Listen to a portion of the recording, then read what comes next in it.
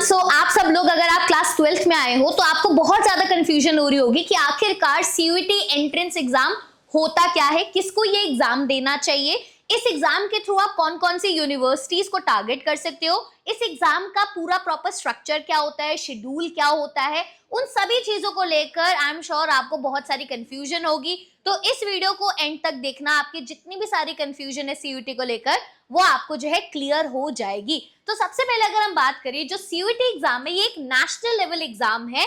अगर आपको क्लास 12 के बाद किसी भी यूजी कोर्स में एडमिशन लेना है, बीकॉम ऑनर्स करनी है, बीए करना है, बीएससी करना है, तो उसके लिए अब आपको एक सिंगल एग्जाम देना होता है, दैट इज सीयूईटी। जितनी भी हमारी सेंट्रल यूनिवर्सिटीज है वो इसी एग्जाम का स्कोर जो है एक्सेप्ट करती हैं। तो अगर आप देखोगे सेंट्रल यूनिवर्सिटीज के साथ साथ जो स्टेट यूनिवर्सिटीज है, प्राइवेट यूनिवर्सिटीज है, डीम्ड यूनिवर्सिटीज है, they are also accepting CUET score. तो मतलब देखा जाए अगर आप क्लास 12th में हो तो ये एक ऐसा एंट्रेंस एग्जाम है जो कि आपको देना ही देना है। तो आपको जब ये एग्जाम देना है तो आपको पता होना चाहिए कि इस एग्जाम के रिक्वायरमेंट्स क्या है, आपको इस एग्जाम के लिए प्रिपेयर कब से करना चाहिए और इसका सिलेबस क्या होता है। क्या आपको क्लास 12th के साथ साथ इसकी प्रिपरेशन करनी चाहिए या फिर क्लास 12th खत्म होने के बाद इसकी प्रिपरेशन करनी चाहिए, तो वो सारी क्लैरिटी आपको यही मिलने वाली है। तो यहाँ पे अगर हम देखें इसका स्कीम ऑफ एग्जामिनेशन समझ लेते हैं। तो सबसे पहले कुछ इंपॉर्टेंट चीजें हैं कि आखिरकार इसमें सब्जेक्ट्स कितने होते हैं। तो टोटल आपके पास यहाँ पे 37 सब्जेक्ट्स होते हैं, मतलब आपको 13 इंडियन लैंग्वेजेस में एग्जाम देने की अपॉर्चुनिटी मिलती है। वहीं पर 23 डोमेन स्पेसिफिक सब्जेक्ट्स होते हैं और एक जीएटी का एग्जाम होता है। तो आप ये जो 13 इंडियन लैंग्वेजेस है आप इनमें से कोई भी लैंग्वेज चुन सकते हो और यहाँ पे आपको जो डोमेन होते हैं जिनमें आपको सीयूईटी एग्जाम देना है वो आपके क्लास 12th के होने चाहिए। जैसे आपने क्लास 12th में इकोनॉमिक्स ली है, अकाउंटेंसी ली है और आपने बिजनेस स्टडीज ली है, तो आपको सीयूईटी का एग्जाम भी उन्हीं डोमेन में देना चाहिए। बिकॉज दिल्ली यूनिवर्सिटी में जब आप जाते हो तो ये दिक्कत हो जाती है, बच्चे जो है अलग डोमेन चूज कर लेते हैं, फिर दिल्ली यूनिवर्सिटी उनका स्कोर एक्सेप्ट ही नहीं कर पाता। तो आपके जो क्लास 12th में जो आपकी डोमेन है आपको उन्हीं डोमेन में सीयूईटी का एग्जाम देना है और एक लैंग्वेज जरूर चूज करनी है, बिकॉज लैंग्वेज इज मैंडेटरी। तो मैं रिकमेंड करूंगी कि आप इंग्लिश लैंग्वेज को जरूर रखिए। और रही बात जीएटी की, अगर आप कुछ अलग से कोर्सेज करना चाहते हो, वोकेशनल कोर्सेज करना चाहते हो, तो जीएटी की बहुत डिमांड रहती है। एंड अगर मैं कॉमर्स स्टूडेंट्स की बात करूं उनके लिए जीएटी बहुत ज्यादा इंपॉर्टेंट है, बिकॉज जैसे जो बीएमएस, बीएफआईए ऐसे जो कोर्सेज है वहां पे जीएटी की डिमांड रहती ही रहती है। वहीं पर अगर हम बात करें कि इसमें आप कितने सब्जेक्ट्स जो है चूज कर सकते हो, तो आप यहाँ पे मैक्सिमम 5 सब्जेक्ट्स जो है चूज कर सकते हो। मैक्सिमम आप यहाँ पे 5 सब्जेक्ट्स चूज कर सकते हो। अब इस 5 सब्जेक्ट्स में मिनिमम कितने होते हैं, तो मिनिमम गलती बच्चे ये करते हैं कि 2 चूज कर लेते हैं, बट 2 सब्जेक्ट में एज सच कोई आपको जो है कोर्स नहीं मिल पाता। तो कोशिश यही होनी चाहिए आपकी कि आप मैक्सिमम से मैक्सिमम सब्जेक्ट चूज करिए। 5 में से आप ऐसे बना लीजिए कॉम्बिनेशन, एक आपकी जो है लैंग्वेज हो, 3 आपके डोमेन हो और एक आपका जीएटी एग्जाम हो। आप 4 डोमेन भी रख सकते हो according to the criteria of the university you are targeting and the criteria of the course you are targeting. उसके अकॉर्डिंगली आपको जो है अपने सब्जेक्ट कॉम्बिनेशन बनाने हैं। उसके लिए मैं एक अलग से भी वीडियो लेकर आऊंगी जिसमें आपको मैं एक्सप्लेन करूंगी कि सब्जेक्ट कॉम्बिनेशन आपको कैसे बनानी है। वहीं पर अब इसका एग्जाम का मोड क्या होता है, तो ये एग्जाम सीबीटी मोड में होता है, पेन पेपर मोड नहीं होता। आपको कंप्यूटर पे बैठकर एग्जाम देना होता है। वहीं पर टोटल क्वेश्चंस आपके 50 क्वेश्चंस आपसे पूछे जाते हैं हर डोमेन में। लैंग्वेज का होगा तो उसमें 50 क्वेश्चंस और सारे क्वेश्चंस कंपलसरी होते हैं। आपको 50 में से 50 क्वेश्चन करने होते हैं, हाँ, बट नेगेटिव मार्किंग होती है। अगर आपको कोई क्वेश्चन नहीं आता तो आप उस क्वेश्चन को छोड़ सकते हो, बिकॉज अगर आपने वो क्वेश्चन किया और वो गलत हो गया तो आपके नेगेटिव में मार्क्स जो है यहाँ पे कट जाएंगे। ड्यूरेशन आपकी 60 मिनट्स होती है, 1 घंटा आपको मिलता है 50 क्वेश्चन करने के लिए। ऑल्सो ये जो एग्जाम होता है मल्टीपल शिफ्ट में कंडक्ट किया जाता है, मल्टीपल डेज में कंडक्ट किया जाता है। एक दिन में आपके 2-2, 3-3 एग्जाम भी हो सकते हैं। एंड रही बात मार्किंग स्कीम की, तो ये जो पूरा एग्जाम है हर क्वेश्चन को सही जवाब करने के आपके जो है 5 मार्क्स मिलते हैं। वहीं पर अगर आप यहाँ पर गलत कर देते हो तो आपको -1 की नेगेटिव मार्किंग भी होती है। तो अगर आपके देखें 50 आपके क्वेश्चंस है और यहाँ पे आपको सही मार्क्स करने के 5 मार्क्स मिलेंगे, तो आपके कितना हो गया 250 का आपका जो है पेपर हो जाता है। आपको 250 में से मैक्सिमम स्कोर लाना होता है। वहीं पर अगर हम आगे चले तो अगर आप पीडब्ल्यूबीडी कैटेगरी से हो तो आपको कंपेंसेटरी टाइम दिया जाता है, एक्स्ट्रा टाइम दिया जाता है पेपर अटेम्प्ट करने के लिए।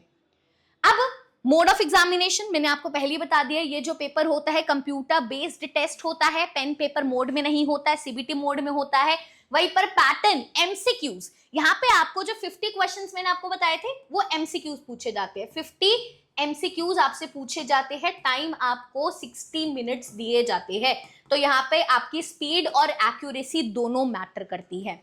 वहीं पर अगर हम आगे बात करें तो मीडियम ऑफ एग्जामिनेशन, जो मीडियम ऑफ एग्जामिनेशन है मतलब आप किस लैंग्वेज में एग्जाम देना चाहते हो, तो यहाँ पर आपको 13 इंडियन लैंग्वेजेस की चॉइस दी जाती है। आप इंग्लिश, हिंदी, असमीज, बंगाली, गुजराती, कन्नड़, मलयालम, मराठी, उड़िया, पंजाबी, तमिल, तेलुगु एंड उर्दू में से कोई भी लैंग्वेज आप यहाँ पे चूज कर सकते हो एग्जाम देने के लिए।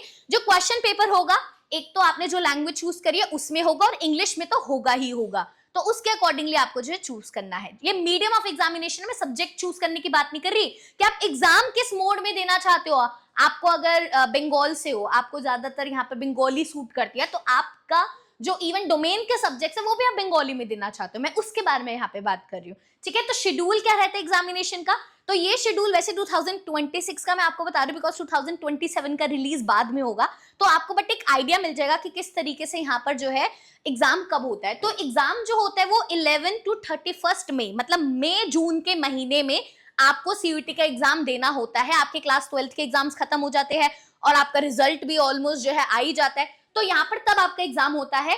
और शिफ्ट जो होती है वो आपको बाद में ही पता चलती है कि किस दिन आपका एग्जाम है, कौन सी डेट पे एग्जाम है, कौन से शिफ्ट में एग्जाम है, और ड्यूरेशन ऑफ एग्जामिनेशन 60 मिनट्स यहाँ पे होता है। तो ये सारी जो चीजें हैं ये आपको बाद में ही पता चलती है, एग्जाम से जस्ट पहले आपको ये पता चलती है सारी चीजें। अब कौन कौन सी लैंग्वेजेस है मैंने आपको बताया था, टोटल सब्जेक्ट्स यहाँ पे 37 है, already I have told you. ठीक है, तो 37 सब्जेक्ट्स होते हैं, लैंग्वेज 13 होती है, डोमेन स्पेसिफिक सब्जेक्ट 23 है और एक जीएटी का एग्जाम होता है। मैक्सिमम आप 5 चूज कर सकते हो, 5 से ज्यादा आप सब्जेक्ट चूज नहीं कर सकते हो।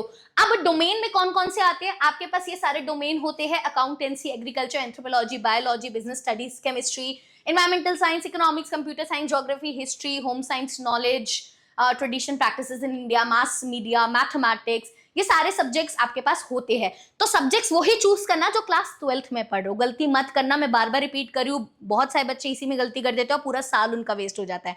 अब सिलेबस क्या होता है, सिलेबस वैसे आप इनके ऑफिशियल वेबसाइट पे जाकर चेक कर सकते हो, जो 2027 का सिलेबस है वो अभी दोबारा रिलीज किया जाएगा। बट अगर आप अभी तक की बात करें तो आपका सिलेबस क्लास 12th का ही सिलेबस होता है, जो आप क्लास 12th में पढ़ रहे हो वही आपसे जो है एग्जाम में पूछा जाता है, बस एमसीक्यू फॉर्म में ज्यादा पूछा जाता है, थोड़ा सा एनालिटिकल पूछा जाता है, अच्छे लेवल के क्वेश्चन जो है यहाँ पे पूछे जाते हैं। बट हाँ, कुछ सब्जेक्ट्स में यहाँ पर सिर्फ क्लास 12th का सिलेबस नहीं, क्लास 11th का भी सिलेबस पूछ लिया जाता है, जैसे इकोनॉमिक्स, तो उसमें थोड़ी सी एक्सेप्शन यहाँ पे आपको देखने को मिलती है। अब सीयूटी एग्जाम देकर आप कौन कौन से कॉलेजेस और यूनिवर्सिटीज में एडमिशन ले सकते हो, तो जितनी भी सेंट्रल यूनिवर्सिटीज है आपकी, डीयू, बीएचयू, जेएनयू, एएमयू, यहाँ पर एडमिशन सीयूटी के थ्रू ही होता है और किसी एंट्रेंस एग्जाम के थ्रू नहीं होता है, तो आपको ये एग्जाम देना होता है। वहीं पर कुछ state deemed and private universities में भी आपका एग्जाम ऐसी होता है। तो ये सेंट्रल यूनिवर्सिटीज की लिस्ट मैंने आपको डाल दी है, Aligarh Muslim University, Baba Saheb Bhimrao Ambedkar University, Banaras Hindu University, Central University of Gujarat, Haryana, Himachal Pradesh, Jammu, Jharkhand, Karnataka, Kashmir, Rajasthan, Tamil Nadu, Guru Ghasidas विश्वविद्यालय, Jamia Millia Islamia, JNU, Manipur University, Mizoram universities, ये सारी सेंट्रल यूनिवर्सिटीज में आपका सीयूटी के थ्रू ही एडमिशन होता है। यहाँ पे और भी मैंने डाल दिया, आप इसका जो है स्क्रीनशॉट ले सकते हो। अब वहीं पर अगर हम बात करें कि मैम अब ये भी हमें बताओ कि सब्जेक्ट कॉम्बिनेशन हर स्ट्रीम का क्या होना चाहिए और किस तरीके से हम सीयूटी के लिए प्रिपेयर करें, तो आई वुड से कि आप प्लीज चैनल को सब्सक्राइब कर लीजिए। Also this is our Instagram channel, आप इसको जो है स्कैन करके फॉलो कर लीजिए, बिकॉज जितने भी इंपॉर्टेंट अपडेट्स है रिलेटेड टू कॉलेज आपको इसी चैनल पर मिलने वाले हैं। अगर आपको कोई और भी डाउट है तो do let us know in the comment section, our team will reach out. Thank you so much.